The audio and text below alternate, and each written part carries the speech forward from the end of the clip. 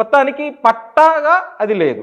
అది రాష్ట్ర ప్రభుత్వం చేతిలో పెట్టడం ఫస్ట్ మిస్టేక్. చంద్రబాబు నాయుడు చేసిన రెండో మిస్టేక్ ఆ ల్యాండ్ని తీసుకెళ్ళి ఐఎంజీకి అప్పచెప్పడం 2003లో జరిగిన సెకండ్ మిస్టేక్ అయిపోయిన తర్వాత రాజశేఖర్ రెడ్డి వచ్చిన తర్వాత దాన్ని కోర్టులో వేసి మళ్ళీ తిరిగి అది యూనివర్సిటీకి అప్పచెప్పాల్సింది పోయి అది రాష్ట్ర ప్రభుత్వాన్ని హ్యాండ్ ఓవర్ చేసుకోవడం అనేది కోర్టుకు ప్రభుత్వం పోలేదు, ప్రభుత్వం కోర్టుకు పోలేదు, వ్యక్తి కోర్టుకు పోయిండు. అది ఎప్పుడు అది క్యాన్సిల్ చేసినప్పుడు వ్యక్తి కోర్టుకు పోయిండు. అయితే సార్ ఇక్కడ కోర్టులో అయితే రాష్ట్ర ప్రభుత్వం ఎవరి తరపున పోరాడింది? యూనివర్సిటీ ల్యాండ్కి అప్పచెప్పాలని పోరాడాల్సింది పోయి అది మాకు అప్పచెప్పడం అని పోరాడడం చివరికి వచ్చిన తర్వాత ఈ 400 ఎకరాలకి ప్రభుత్వం ఇంకొక దగ్గర ఉన్న తన 400 ఎకరాలని తను కోల్పోయింది. ఈ ల్యాండ్ కంపెన్సేషన్ లో యూనివర్సిటీ ల్యాండ్ లో భాగంగా అక్కడ ఉన్న డిస్ప్యూటెడ్ ల్యాండ్ కంపెన్సేషన్ ఇచ్చింది, అంతేగాని ఇప్పుడు ఆ పాయింట్ మీరు ఈ పాయింట్ అన్నారు కదా. అయితే ఇది కోల్పోవడానికి ఏమైందంటే అప్పుడు ఉన్నటువంటి రిజిస్ట్రారు అఫీషియల్గా సంతకం పెట్టిండు, ఈ ల్యాండ్ పైన మేము హక్కులను వదులుకుంటున్నామని. అప్పుడు ఉన్నటువంటి దాని ఉత్తర్వుల నెంబర్ కూడా చెప్తాను నేను మీకు, 5763/2003 డేటెడ్ 31 జనవరి 2004. ఈ అగ్రిమెంట్ ఎప్పుడు రాశారు? అదే ఐఎంజీకి ఇచ్చినప్పుడు చేసిన అగ్రిమెంట్. నో 03/02/2004 అదే ఐఎంజీకి ఇచ్చినప్పుడు చేసినటువంటి అగ్రిమెంట్లో యూనివర్సిటీకి తెలియకుండా యూనివర్సిటీకి తెలియకుండా అనట్లేదు, మనం ఎక్కడ కూడా బుల్డోజ్ చేసిన ప్రయత్నం ఏం లేదు. ఇది సాక్షాత్తు రిజిస్టర్ గారు, అదనపు Serilingampally అర్ధనపు girdawar, MRO, deputy collector వీళ్ళందరూ కూడా కూర్చొని రాసినటువంటి చేసినటువంటి సంతకం. ఇక్కడ మనం అర్థం చేసుకోవాల్సిన విషయం ఏంటంటే ప్రపంచంలో యూనివర్సిటీలకి లేదు విశ్వవిద్యాలయాలకి ల్యాండ్ ఎక్కువగానే ఉంటుంది, 1000 ఎకరాల్లోనే ఉంటుంది. టాప్ 100 యూనివర్సిటీలు మనం తీసుకున్నప్పుడు దగ్గర ఒక్కొక్క యూనివర్సిటీకి 10,000 ఎకరాల ల్యాండ్ ఉంది. ఒక్క ఇండియాలోనే తక్కువ ల్యాండ్, ఎందుకంటే మనకు కొద్దిగా ల్యాండ్ తక్కువగా ఉన్న మాట వాస్తవం అయినప్పటికీ చాలా యూనివర్సిటీలకి ఎక్కువ ల్యాండే ఉంటూ వచ్చింది. మొన్న హైదరాబాద్ యూనివర్సిటీకి కూడా దగ్గర 2,300 ఎకరాలు ఇచ్చినప్పుడు దాన్ని కాపాడుకోవాల్సిన బాధ్యత రాష్ట్ర ప్రభుత్వాలకి లేదు, తెలంగాణ పీపుల్గా మనకుంటుంది. కానీ దాంట్లో నుంచే మనం లాక్కునే ప్రయత్నం చేస్తే మనం భవిష్యత్ తరాలకి ఏం సందేశాన్ని కాదు సార్. ఇప్పుడు లాక్కునే ప్రయత్నం చేసింది ఎవరు? ఇక్కడ ఎవ్వరు లాక్కునే ప్రయత్నం చేయలేదు. రిజిస్టర్ దగ్గర జరిగినటువంటి డిస్కషన్లో భాగంగా రిజిస్టర్ తన స్వంతంగా ఈ ల్యాండ్ పైన మాకు ఎట్లాంటి హక్కులు లేదు అని వారు సంతకం పెట్టారు. ఆ తప్పిదాలు ఇప్పుడు రాష్ట్ర ప్రభుత్వం, ఒక రాష్ట్ర ప్రభుత్వమో లేకపోతే ఒక యూనివర్సిటీ రిజిస్టార్లో చేసిన sir, register head of the institution sir ఆయన. అవును, ఆ రిజిస్టర్ సార్ ఇప్పుడు ఒక విషయం చెప్తా చూడండి. హైదరాబాద్ సెంట్రల్ యూనివర్సిటీలో ఒక రిజిస్టరో ఒక వీసీఓ అక్కడ ఉండే ల్యాండ్లో అమ్ముకునే హక్కు ఉంటుంది అంటారా? ఒక రిజిస్టర్ అక్కడ మన ఇప్పుడు హైదరాబాద్ సెంట్రల్ యూనివర్సిటీయే. మీరు అంటే చాలా చిన్న విషయం ఇది, ఆ ఎంట్రన్స్ గేట్ దాటి మీరు అడుగు కూడా లోపల పెట్టలేరు. అవును, అడుగు కూడా లోపలికి పెట్టలేరు అంటిల్ అన్లెస్ రిజిస్టర్ పర్మిషన్ ఇస్తే తప్ప మీరు లోపల పెట్టలేరు. ఎందుకు అంటే ఆ కాంపౌండ్ వాళ్ళ చుట్టూ అంటే ఆ లోపల మొత్తము సర్వాధికారాలు ఎవరు? రిజిస్టర్ పర్మనెంట్ ఏం కాదు కదా సార్, మారుతూ ఉంటారు రిజిస్టర్లు.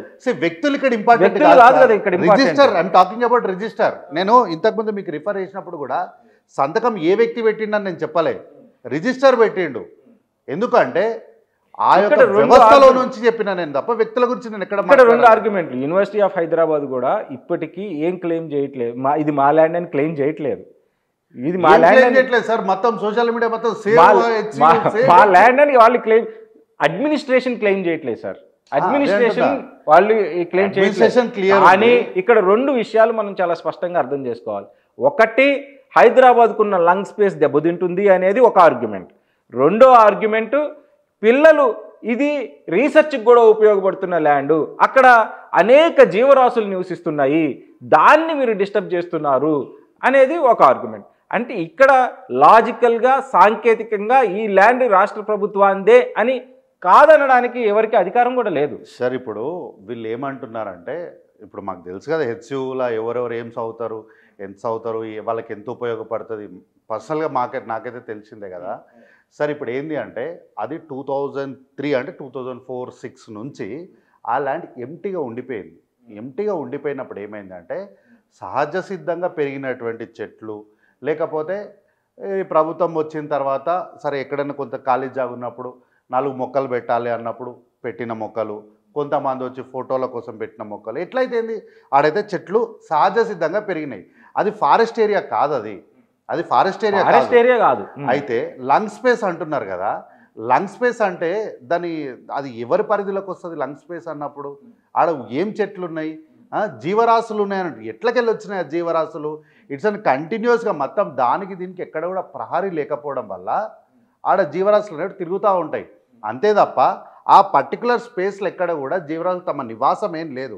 ఇంకోటి వీళ్ళు ఏం క్లెయిమ్ చేస్తున్నారంటే అసలు ఇది ఎక్కడ హైదరాబాదులో ముఖ్యమంత్రి గారు వచ్చినప్పుడు, రేవంత్ రెడ్డి గారు ముఖ్యమంత్రి అయిన తర్వాత మొత్తం హైదరాబాద్లో చెరువులు ఆక్యుపై చేసేశారు, నేను వాటిని పునరుద్ధరిస్తాను అన్నప్పుడు ఎన్విరాన్మెంటల్ డిస్ట్రక్షన్ జరుగుతుంది, దాన్ని నేను రివైవ్ చేస్తాను అన్న మాటని మళ్ళీ ఇక్కడ దాన్ని ఎన్విరాన్మెంటల్ డిస్ట్రక్షన్ నేనే చేస్తాను ఎక్కడి నుంచి ఉంది?